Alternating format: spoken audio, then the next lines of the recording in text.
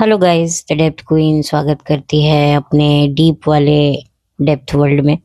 और आज मैं बहुत ही डेप्थ के साथ बात करूंगी मौनी रॉय की करंट मैरिज स्टेटस के बारे में। देखिए, मैं बता दूं कि मैं मौनी रॉय को बहुत सालों से टेलीविजन पे देख रही हूँ। शायद जब उन्होंने अपना डेब्यू किया था सन 2006 से एक तरीके से उनको एकता कपूर ने चांस दिया था, क्योंकि सास भी कभी बहू थी में जब एक तरीके से तीसरा लीप लिया था सन 2006 में, तो उनको कृष्णा तुलसी के कैरेक्टर के नाम से उनको इंट्रोड्यूस किया था। और उनका जो स्क्रीन प्रेजेंस था वो बहुत ही ज़्यादा उम्दा था और हर एक ने उनको पसंद किया था। फिर उसके बाद एक के बाद एक मौनी जो है वो आगे बढ़ती गई और उनके टैलेंट, उनके एक्सप्रेशंस, उनकी परफॉर्मेंसेस से लोगों का वो दिल जीतती रहीं। नो मैटर, ठीक है, उनके बारे में आज की तारीख में जो भी उनकी पर्सनल लाइफ को लेकर जो बातें हो रही हैं वो अपनी जगह पर है, लेकिन बंदी में टैलेंट तो था। हाँ, जितना उन्होंने अपने प्रोफेशनल फ्रंट पर जितने आप कह सकते हैं वैरायटी दिखाई, उनकी पर्सनालिटी में भी लोगों ने डे बाय डे जो है चेंजेस महसूस किए।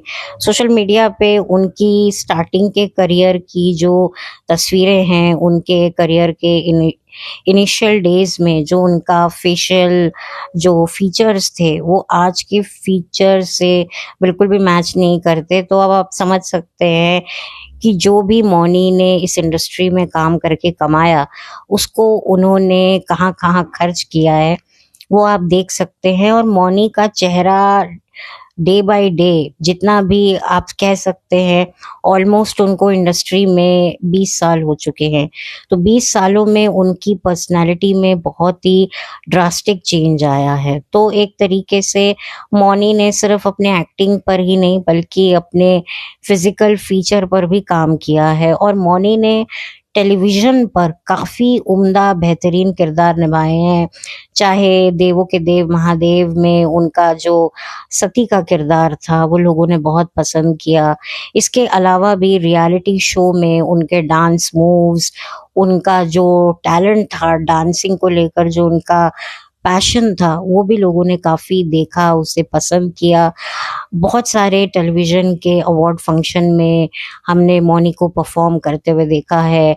रियलिटी शोज़ में भी मैंने उनको देखा है और उनकी पर्सनल लाइफ़ भी मैंने ग्रो होते हुए देखी है। उनका एक काफ़ी चर्चित रिलेशनशिप था गौरव चोपड़ा के साथ, और यही वजह है कि पति पत्नी वो नाम का एक रियलिटी शो जो इमेजिन टीवी पर सन 2009 में शुरू हुआ था, उस दौरान उन्होंने उस रियलिटी शो में मौनी के साथ जो है वो पार्टिसिपेट किया था। फिर उसके बाद शो खत्म हुआ और फिर मौनी और गौरव का भी रिलेशनशिप खत्म हो गया। वो बात अलग है कि गौरव ने फिर आगे जाकर जो है एक नॉर्मल बैकग्राउंड, यानी कि एक नॉन फ़िल्मी लड़की से शादी कर ली और अब उनके बच्चे भी हो गए हैं। गौरव को आखिरी बार रियलिटी शो बिग बॉस में देखा गया था। I think big boss season 10 था। वहाँ पर उनकी और बानी जे की फ्रेंडशिप भी लोगों ने काफ़ी पसंद करी थी और कहा जा रहा था कि हो सकता है बानी और गौरव का कुछ पर्सनल कनेक्शन देखने को मिले, लेकिन ऐसा हुआ नहीं। खैर, वो एक अलग मैटर है, लेकिन मौनी की जर्नी को मैंने काफ़ी करीब से देखा है, मौनी को ग्रो होते हुए देखा है। तो मैं उनकी पर्सनल लाइफ में जाने से पहले उनकी प्रोफेशनल लाइफ की मैं तारीफ करना चाहूँगी कि बंदी में टैलेंट था। अब वो कनेक्शन, स्कीमिंग, प्लॉटिंग, वो एक अलग बात होती है, लेकिन बंदी को रोल मिला, बंदी ने काम किया, मेहनत करी। ऐसा नहीं है कि टेकन फॉर ग्रांटेड खुद को रखा। और मौनी ने ब्रह्मास्त्र नाम की जो एक फ़िल्म आई थी, जिसमें रणबीर कपूर और आलिया भट्ट थे, उसमें भी काम किया।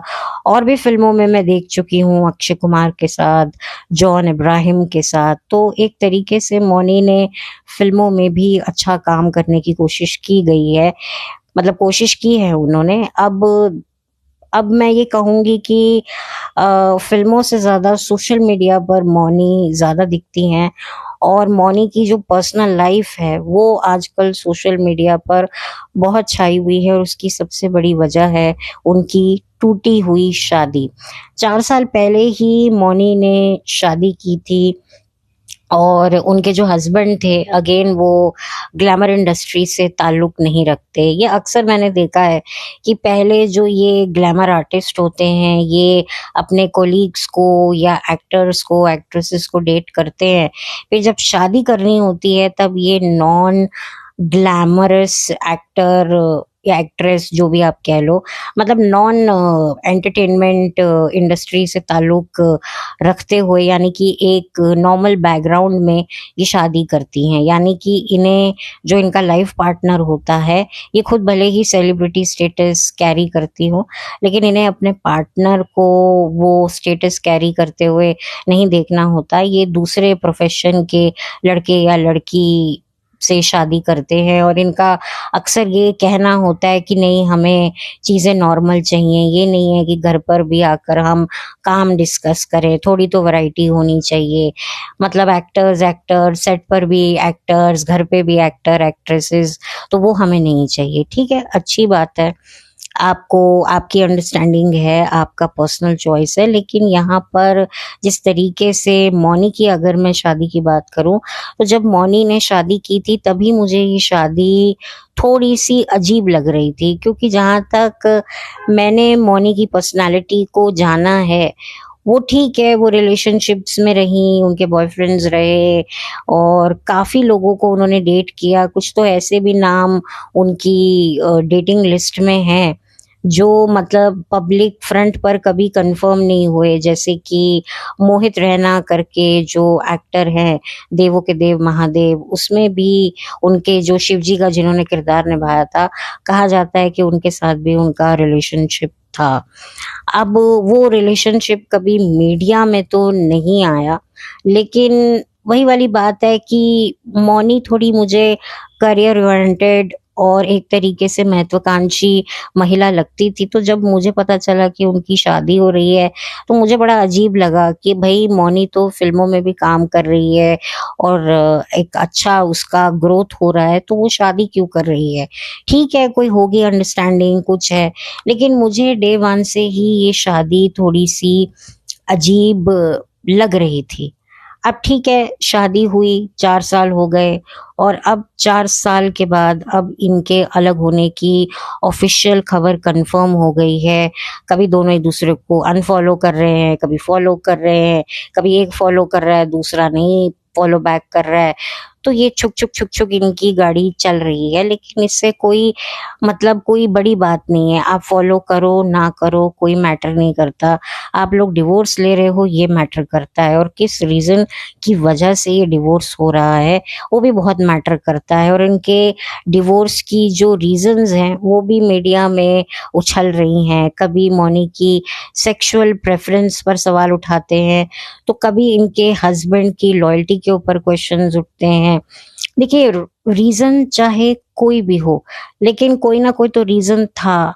और कुछ लोग तो ये भी बोलते हैं कि भई फाइनेंशियल रीज़न भी था, कि इनके पैसों को, मौनी के पैसों को जो है इनके हस्बैंड अपने बिज़नेस में लगा रहे थे। बहुत सारी खबरें आती हैं, इनमें से कौन-सी सच है, कौन-सी झूठ है, पता नहीं। हो सकता है ये ऑलमोस्ट सारी खबरें सच्ची हों, या इनमें से कोई एक सच्ची हो, या इनमें से कोई भी खबर सच्ची ना हो, बल्कि अंदर की बात कुछ और हो, और पब्लिक को बरगलाने के लिए, मैनिपुलेशन करने के लिए ये सारी बातें उड़ाई जा रही हों, बट रियलिटी बहुत डिफरेंट हो। अब हो सकता है ये शादी भी एक कॉन्ट्रैक्ट मैरिज हो, और ये शादी सिर्फ इतने ही टाइम लिमिट के लिए हो, या कभी-कभी ऐसा भी होता है कि कुछ बिज़नेसमैन जो होते हैं, वो ऐसी लड़कियों से शादी कर लेते हैं जिनका एंटरटेनमेंट इंडस्ट्री से थोड़ा लिंक होता है, जिसकी वजह से उनको लाइमलाइट तो मिलती ही मिलती है, बल्कि उनके बिज़नेस को भी लाइमलाइट मिलती है, और उनकी वाइफ़ की वजह से उनको अच्छा खासा बिज़नेस भी मिलता है। अब कैसे मिलता है, वो मैं ज़्यादा डिटेल पर बात करूँ या ना करूँ, मैं थोड़ी कंफ्यूज हूँ, क्योंकि यहाँ मैं मौनी के हस्बैंड पे बात नहीं कर रही हूँ। मैं यहाँ उन तमाम सो कॉल्ड सपोर्टिव हस्बैंड के ऊपर बात कर रही हूँ। लोगों को लग रहा होता है कि यार ये हस्बैंड बहुत सपोर्टिव है, अपनी वाइफ के करियर को बहुत सपोर्ट कर रहा होता है, लेकिन अंदर खाने बीवी के करियर को सपोर्ट करते करते अपने फाइनेंशियल कनेक्शन स्ट्रॉन्ग कर रहा होता है, और उसके लिए इनको अपनी वाइफ को एक प्लेटर की तरह, एक आप क्या समझ सकते हैं, गोश्त की तरह इनको सर्व करना पड़ता है।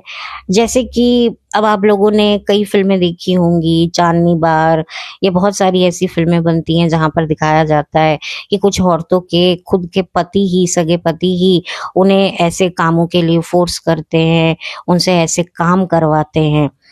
तो अब ये जो ऐसे सपोर्टिंग हस्बैंड होते हैं, ये एक तरीके से एक रिफाइन वर्जन होता है जो सूट बूट पहनकर इंग्लिश बोलते हैं और बड़े ही प्यार से फेमिनिज्म की बातें कर करके ये अपनी वाइफ को ही स्केपबोर्ड बना रहे होते हैं। देखिए, सपोर्टिव हस्बैंड्स होते हैं, सपोर्टिव हस्बैंड्स क्या होते हैं, जो अपने बीवी के टैलेंट को इनकरेज करते हैं, अपनी बीवियों को पढ़ाते हैं, लिखाते हैं, उन्हें कुछ अच्छा करियर चुनने में उनकी हेल्प करते हैं। ना ही ऐसे हस्बैंड्स होते हैं जो अपनी बीवी के बिकनी शॉट्स लेकर यूट्यूब पे डालते हैं, अपनी बीवी के थाइस को फोकस करते हैं पानी के अंदर जाकर।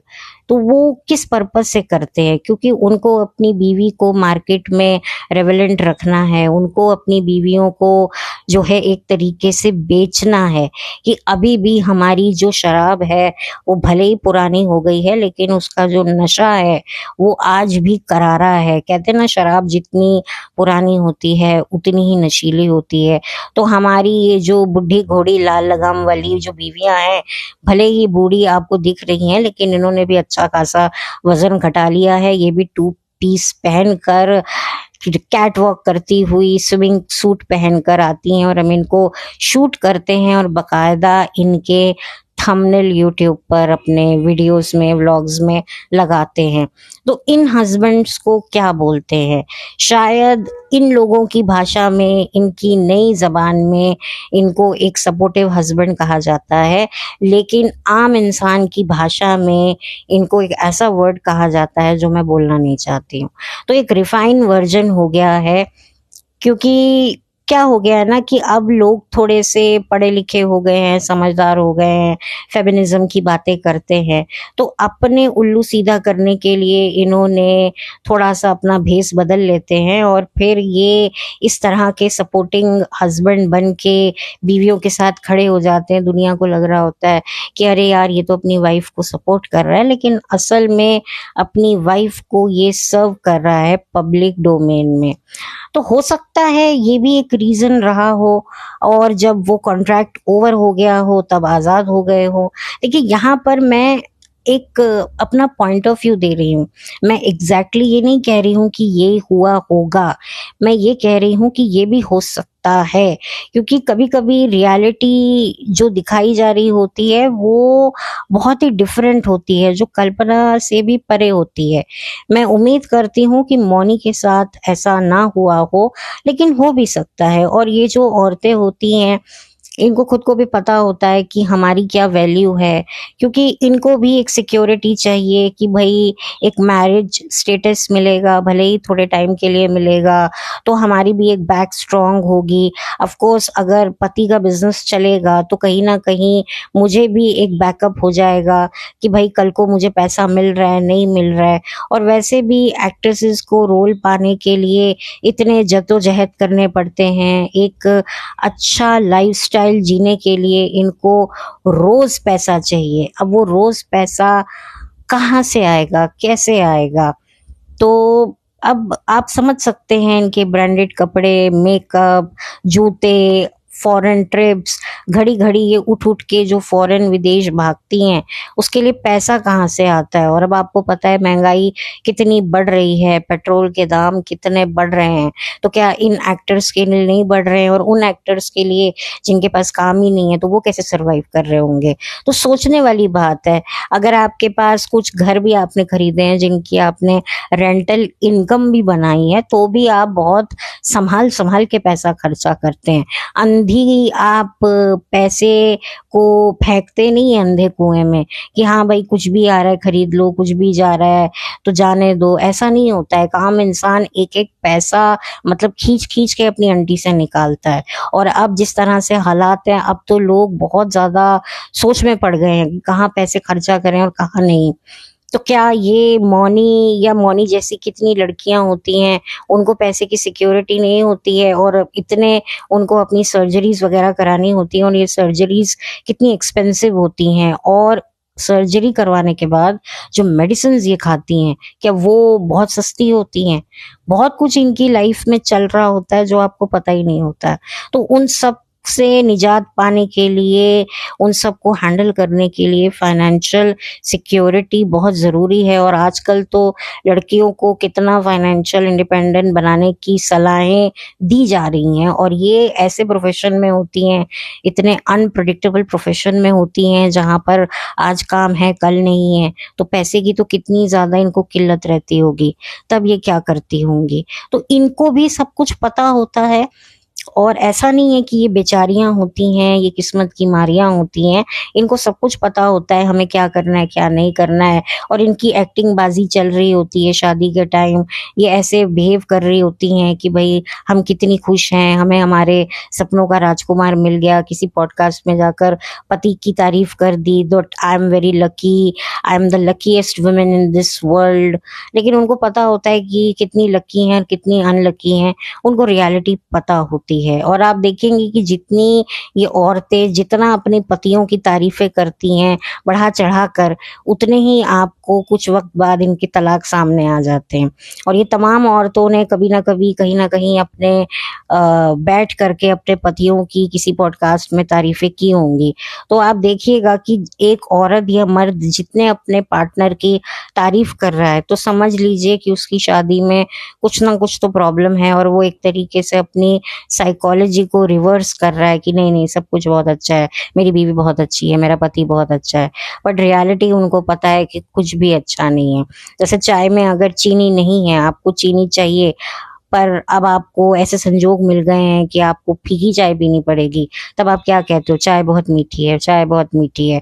और एक ऐसा वक्त आता है कि आपको फीकी चाय मीठी लगने लगती है। तो ये कुछ ऐसा ही ये होता है, और ये आजमाई हुई बात है। पर हर जगह पर ये फॉर्मूला काम नहीं आता। तो खैर, ये जितनी भी ये औरतें होती हैं, ये जो एक्ट्रेसेस होती हैं, इनकी शादियां, इनकी रिलेशनशिप्स, इनके ब्रेकअप, इस जो दिख रहे होते हैं उसके पीछे की कहानी बहुत अलग होती है। अब मौनी की सेक्सुअल प्रेफरेंस अब से ऐसी हो गई है, या पहले से ऐसी थी, या कभी ऐसी थी नहीं, या उनके हस्बैंड पहले से ही बेवफा थे अब बेवफा हो गए, या वो बेवफा कभी थे ही नहीं, या इन दोनों के बीच में कोई थर्ड पार्टी थी ही नहीं, ना औरत ना मर्द, बल्कि इनके बीच में तो कभी कुछ था ही नहीं। जो भी था सिर्फ मीडिया के सामने था, पर्दे के पीछे कुछ भी नहीं था। तो ये बहुत ही ज्यादा सीक्रेटिव डार्क मैरिजेस की एक रियलिटी मौनी की शादी से पता चलती है। देखिए, यहाँ पर मैं मौनी के लिए हेट नहीं फैला रही हूँ, ना ही मैं उनके हस्बैंड के लिए कोई हेट फैला रही हूँ। मैं एक अपना नजरिया बता रही हूँ कि बॉलीवुड में कुछ भी पॉसिबल है। हो सकता है जो मैंने बताया वही हो, या हो सकता है जो न्यूज आ रही हो वो भी सही हो। अब वो तो देखो, सच्चाई तो कभी सामने नहीं आएगी, और जो भी आएगी बड़ी छन छन कराएगी। और मौनी भी कभी कुछ बोलेंगी तो यही बोलेंगी, वो मेरी जिंदगी का बहुत ही खूबसूरत पहलू भी था और बहुत डार्क पहलू भी था, लेकिन अब मैं उसके बारे में कोई बात नहीं करना चाहती। मैं और मेरे एक्स अभी भी अच्छे दोस्त हैं। हमने एक दूसरे को फॉरगिव कर दिया और अब हम अपनी लाइफ में बहुत आगे बढ़ना चाहते हैं। जो भी हुआ वो डेस्टिनी समझकर हम भूलने की कोशिश कर रहे हैं। एंड अब जो है हमारे बीच में सिचुएशन कंट्रोल है, हमने चीज़ों को रिजॉल्व कर लिया।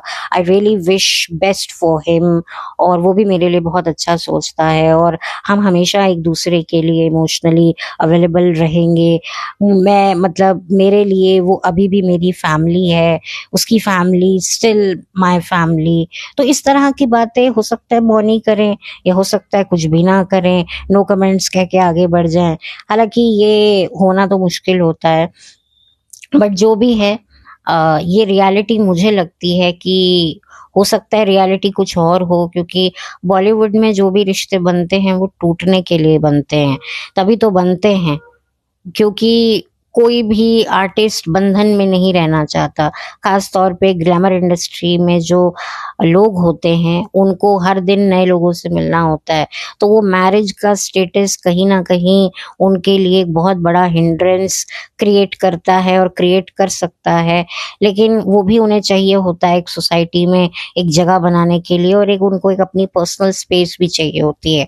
तभी तो बॉलीवुड में ये ओपन मैरिजेस और ये लेवेंडर मैरिजेस भी सुनने में आ रही हैं। बहुत कुछ चल रहा है जो धीरे धीरे सामने आएगा, और भी बहुत सारी चीजें कपल्स फ्लो फ्लो में बोल जाते हैं। और सिचुएशनशिप, अपनी मैरिज को सिचुएशनशिप का भी नाम दे देते हैं ये कपल। पता नहीं क्या इनके दिमाग में होता है, क्या इनको फेमस होना होता है या वाकई ये फ्लो फ्लो में सच बोल जाते हैं, वो तो यही जाने। लेकिन जो भी है, I wish Mouni all the very best, and उनके हस्बैंड को भी मेरी शुभकामनाएं हैं। देखिए, मैं किसी पर कोई आरोप नहीं लगा रही हूँ, मैं एक नजरिया आप लोगों को बता रही हूँ कि कुछ ऐसी शादियां होती हैं जो दिखती तो बहुत नॉर्मल हैं, पर अंदर से वो नॉर्मल नहीं होती हैं। वो तो बिलो नॉर्मल होती हैं, क्योंकि वहां पर जो भी चीजें हो रही होती हैं वो आपकी कल्पनाओं से भी परे हो रही होती है। क्योंकि एक आम शादी हम अपनी जिंदगी में देखते हैं, शादी होती है, मर्द और औरत खुश रहते हैं, फिर फैमिली बनती है, ब्ला ब्ला ब्ला। लेकिन यहाँ पर वैसा नहीं होता। यहाँ पर भले ही दिखाया जाता है शादी हुई, बच्चे हुए, लेकिन उसके पीछे भी एक डार्कनेस, एक लोनलीनेस, एक आप कह सकते हैं बिटरनेस छिपी हुई होती है, जो जब सामने आती है तो बड़ी तकलीफ होती है। इसी वजह से कई ऐसे कपल्स हैं जो सिर्फ नाम के लिए साथ में रह रहे हैं, अदरवाइज उनके बीच में कुछ भी नहीं है। डे वन से उनकी ओपन मैरिज है, लेकिन उनका कपल चलता है और कहने को उनके अब बच्चे भी हो गए हैं या होने वाले हैं। तो इस वजह से भी उनको जो है ऐसा ऑरा क्रिएट अ, करने का उनको बोला भी जाता है, क्योंकि करियर चलाने के लिए आपको अपनी एक साफ सुथरी इमेज भी बनानी पड़ती है। मतलब मैं कहूँगी कि करियर बने या ना बने, लेकिन इमेज एक अच्छी बननी बहुत ज़रूरी होती है। इसी वजह से बहुत सारी चीज़ें सामने नहीं आ पाती हैं, और जो लोग सामने लाने की कोशिश करते हैं तो फिर उनका क्या होता है वो तो आपको भी पता है। तो ये मेरी एक बात थी। मैं यहाँ पर जो भी बातें मैंने की हैं, मैं 100% कंफर्मेशन देकर नहीं बोल रही हूँ कि यही हुआ होगा, बल्कि मैं कहूँगी कि ये भी हो सकता है। एक ऐसा पहलू भी होता है जो कभी भी सामने नहीं आता है, जिसके बारे में कभी बात भी नहीं होती है, जिसके बारे में सोचा भी नहीं जाता, क्योंकि अभी भी शादी जैसे रिश्ते को हमारे यहाँ पर बहुत ही पवित्र बंधन माना जाता है। तो हमारे यहाँ तो यही कहा जाता है कि जो एक पति होता है वो पत्नी की रक्षा करता है, उसकी इज्जत की हिफाजत करता है, उसका रक्षक होता है। तो एक रक्षक भक्षक कैसे बन सकता है? तो इसी वजह से उस पहलू पे कोई सोच ही नहीं पाता। लेकिन अगर आप नजर घुमाएं, दुनिया को थोड़ा करीब से जाने, तो बहुत सारी ऐसी औरतें हैं जो बेचारी ऐसी सिचुएशन में फंसी हुई हैं कि उनके रक्षक पति ही उनके भक्षक बने हुए हैं, उनको गोश्त की तरह सर्व करते हैं, हर रात एक नए मर्द के पास उनको भेजते हैं। तो ये भी एक रियलिटी है। और ये ऐसी चीजें ना ज्यादा जो बहुत गरीब घर के जो लोग होते हैं वो करते हैं, या फिर बहुत ही हाई सोसाइटी में ये चीज देखी जाती है। जो अपर मिडिल क्लास है या मिडिल क्लास लोग हैं वहां पर अभी ये चीजें ऐसी नहीं होती हैं। लेकिन जो जरूरत से ज्यादा गरीब लोग होते हैं और जरूरत से ज्यादा जिनके पास पैसा होता है, क्योंकि जब जरूरत से ज्यादा पैसे वाले लोगों का भी दिमाग खराब हो जाता है, और जिनके पास पैसे नहीं होते तो गरीबी की वजह से उनका दिमाग खराब हो जाता है।